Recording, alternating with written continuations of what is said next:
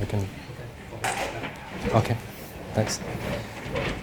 So, most people imagine when you develop an interstellar spacecraft, it's a process which takes decades and which will involve like hundreds of thousands of people to do so.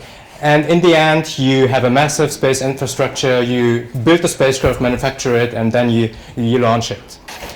So I would like you to envision a workshop like this in a couple of decades, maybe 2060, and you have a handful of engineers, and they develop an interstellar spacecraft within a workshop like which will take this afternoon, within a week, and then all the data is sent up into space, and the spacecraft is manufactured in space and launched after maybe 2 weeks. So the whole process takes about 1 month, and only a handful of people are involved in the whole process. And this sounds quite ridiculous, but I would like to demonstrate that it's not so far off as it sounds, and I would like to provide some evidence why I think that might be really the case. So this is the hypothesis. So I say that if we extrapolate certain trends which are existing today, then we can imagine that within the 21st century, it's possible that only a handful of people can design an interstellar spacecraft, provide the resources for it, and launch it successfully. So if we talk about engineering in general, what are the main challenges? So what challenges do we face today? And the challenges are first social and organizational, because engineering is, in a sense, a social undertaking, so people communicating with each other, exchanging information, and not only people exchanging information, but also computers, IT systems, tools that exchange information, so which is actually quite difficult to manage. And then of course they have to coordinate in order to generate the design of a spacecraft. So they have, in essence, they have to generate data. And the second aspect is technological. This is like the classical engineering stuff. So you have component technologies like an engine for a rocket, avionics, the structure. But then you have all the complexity problems which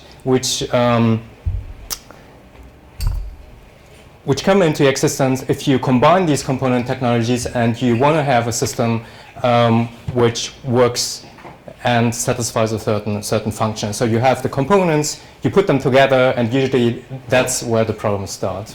So and you have to run all the verification, validation, and testing procedures, etc., etc. So these are basically the two major areas where you have challenges in engineering. And in order to increase productivity, because that's the objective we have here, you have to somehow manage or increase the productivity with respect to the social organization aspect of engineering, and as well as managing the design aspect of engineering as well. So I've put that into this kind of very simple, very crude framework for engineering design. So first you have to design the product itself, so which means basically generating data. And then in the next you have to use this design data in order to manufacture a system. And in order to execute these two processes, you have to have certain resources, because otherwise you cannot do it. And then you have to have design capabilities, like people doing it, or the IT infrastructure, certain tools, methods, facilities, etc., etc. I will go through through these steps, which are essential for engineering design, and then assess how far the productivity of each of these steps can be significantly increased in the future by several orders of magnitude. So first, the manufacturing capabilities. So manufacturing is really essential to the development of technology in human history. And one of the most significant, or probably the most significant event in human history with respect to increase in standard of living was the first industrial revolution. There's no other event in human history which had a similar impact on that. And what happened during the industrial revolution is basically that production was automated. So something which was created before manually could be done by sophisticated machinery. And all the process steps were standardized, harmonized, and then you were able to mass manufacture goods, and mass manufacturing leads to an economy of scale, which leads to decreased prices, and therefore goods, commodities were available to much more people than before. So it was much more affordable than it was before. Here you can see examples like the Ford T model for which revolutionized the automotive industry. And it's not, of course, it's the design, because the 4D is a different design than automobiles before, but it's really the process behind it which revolutionized technology and product development. So what's the landscape in manufacturing today? So today of course, we have mass production, but we also have mass customization. If you order a car from BMW today, you can select from a whole catalog of features. And I've heard that there are over 100,000 different variants from which you can in the end choose. And it's a miracle of logistics and production line harmonization, how you can get over 100,000 variants to the point, deliver the car on a selected day, with an advance from the order to delivery of maybe 2 weeks. So this is really a miracle of logistics. Then you have flexible production lines, so you can reconfigure production lines and produce products on demand at a certain point in time. So then, of course, you have additive manufacturing, also called 3D printing. 3D printing is very interesting because you can manufacture products which are highly customized and which have arbitrary geometric complexity within a short period of time. So that's really the value of additive manufacturing, 3D printing with respect to manufacturing. And then there's the intelligent or smart factory. So this is a huge initiative in Germany right now, which is called Industry 4.0. And you have a factory where you have robots, machinery talking to each other, acting as an Internet of Things, and which can be rapidly and automatically reconfigured and optimized on demand. So this is also a development in this area.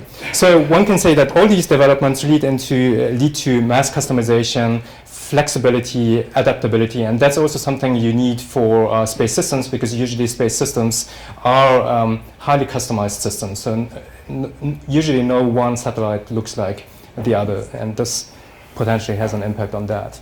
So what about the design capabilities? And that's probably the area where the true revolution will come from. So this is a book called The Second Machine Age by 2 MIT professors. And they conjecture or hypothesize that advancements in computation will lead to the replacement of cognitive tasks in the next 1 or 2 decades.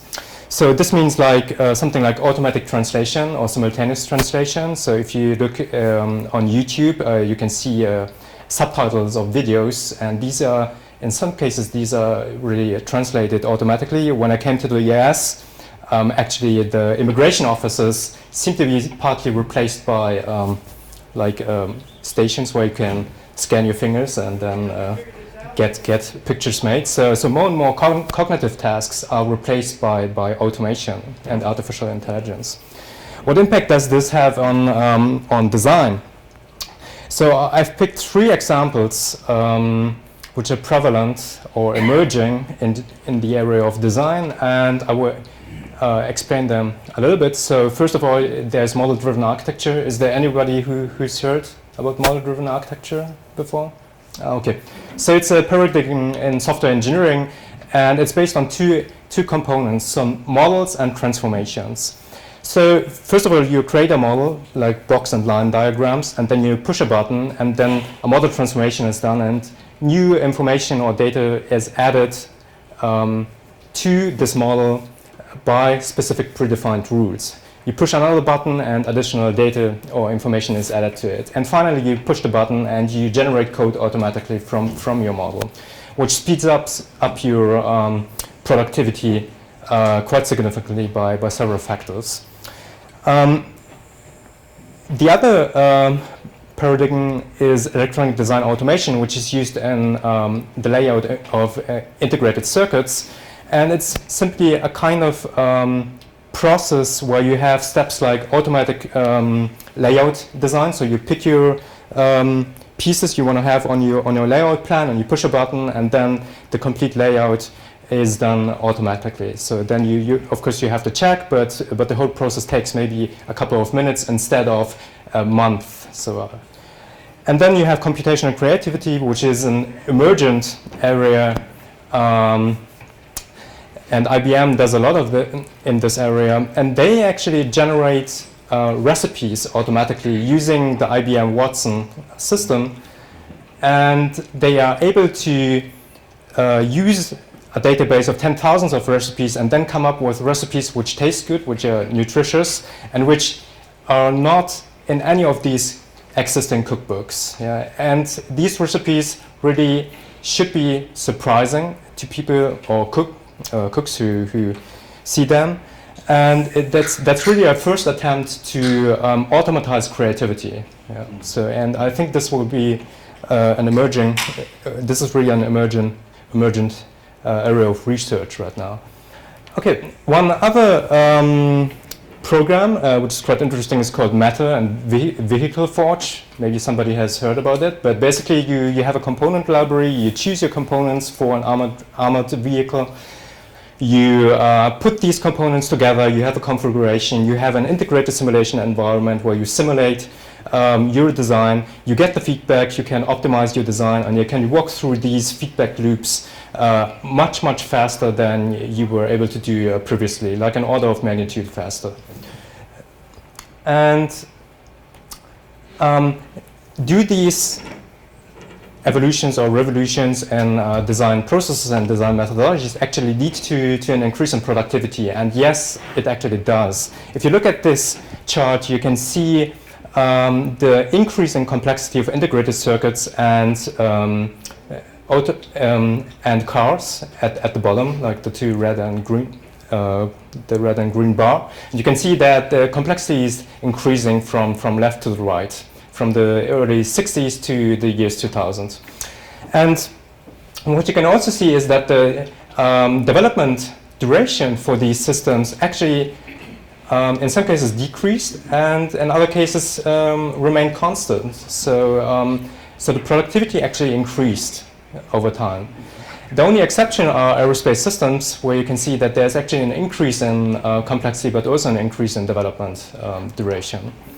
And the DARPA Matter program aimed at decreasing the productivity within the aerospace industry by a factor of 5, to get to the levels of integrated circuits and the automotive industry.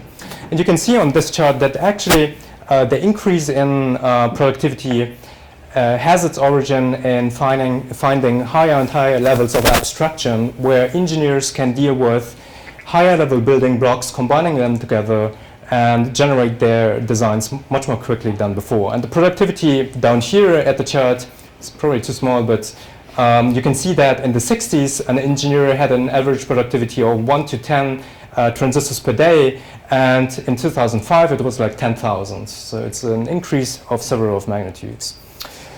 So now this was about the design, but of course in order to get to a Starship you have to have resources.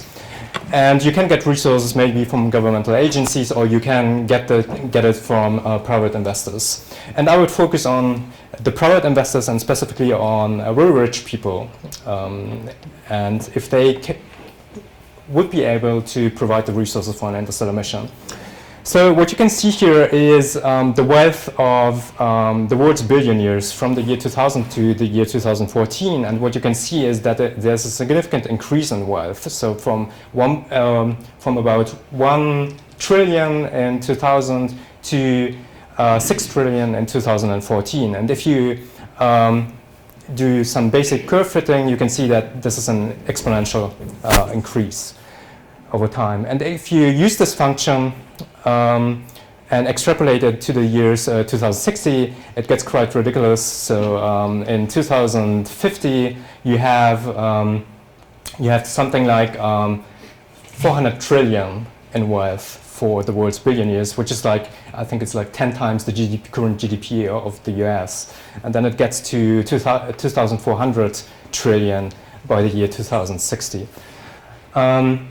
So what about the distribution of wealth among these billionaires? And wealth follows the power law distribution, which means that a few people own a lot and a lot of people own less. So this is like called the long trail, and a similar pattern can be observed for the billionaires. So there are a few billionaires who are very wealthy, and then there are many billionaires who are not very wealthy to these standards. And the wealthiest man on Earth right now is like Bill Gates with a net worth of 80 billion. So he's like the richest man, and then you can see that it steeply decreases to something like 40 billion. What does this mean in terms of the future? So what's the wealth of an individual, of the richest individual on Earth in the future? And you can see that between the year 2030 and 2040, you probably have the first trillionaire at that time.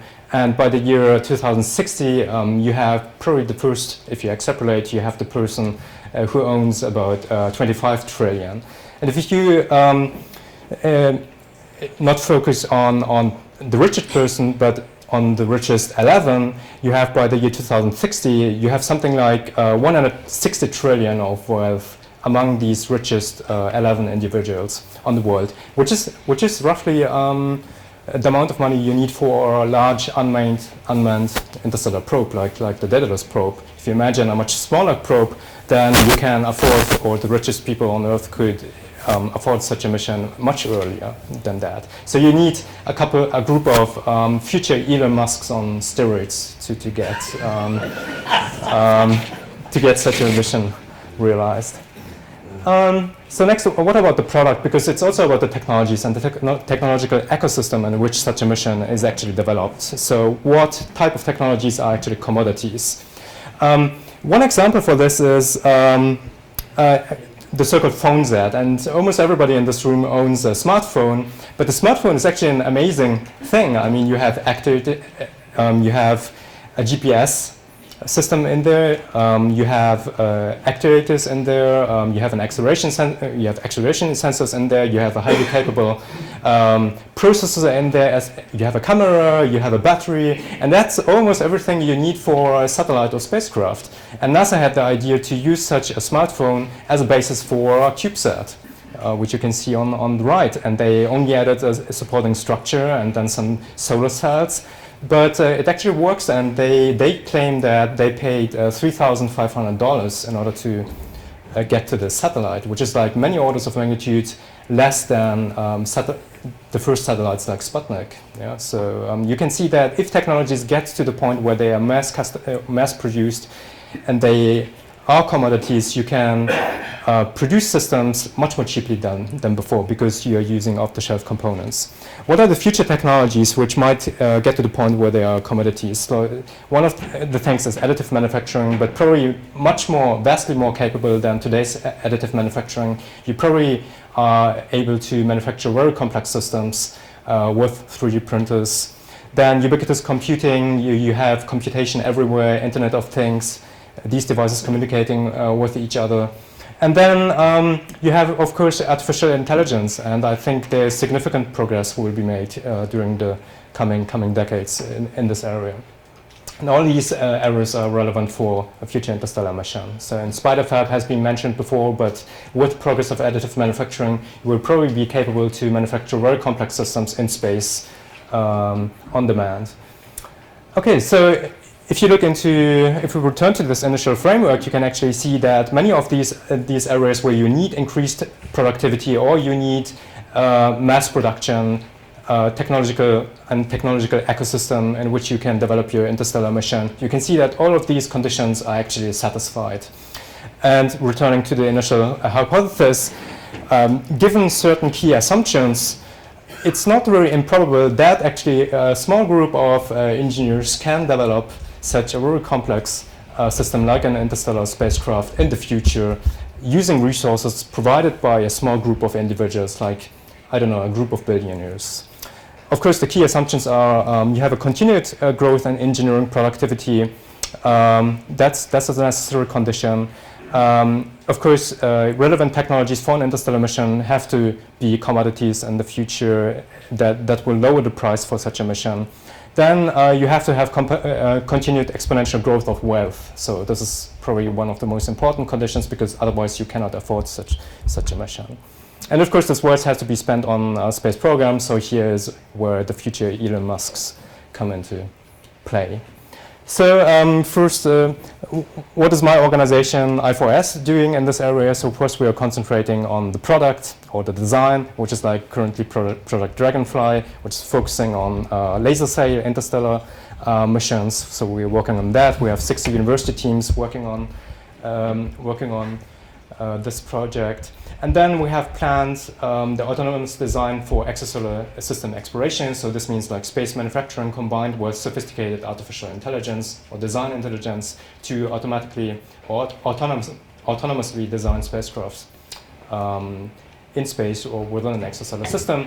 And we are, of course, working in space manufacturing, not only additive manufacturing, but the whole plethora of different manufacturing technologies which can be used to produce very complex systems in space automatically. So yeah, if the hypothesis I stated here is really true, then I'm really excited to attend maybe the Tennessee Valley Interstellar Workshop in the year 2060 and maybe participate in such a workshop and really design an interstellar mission from scratch at that point and see it launched within a month. So this would be quite awesome. So thanks a lot for your attention.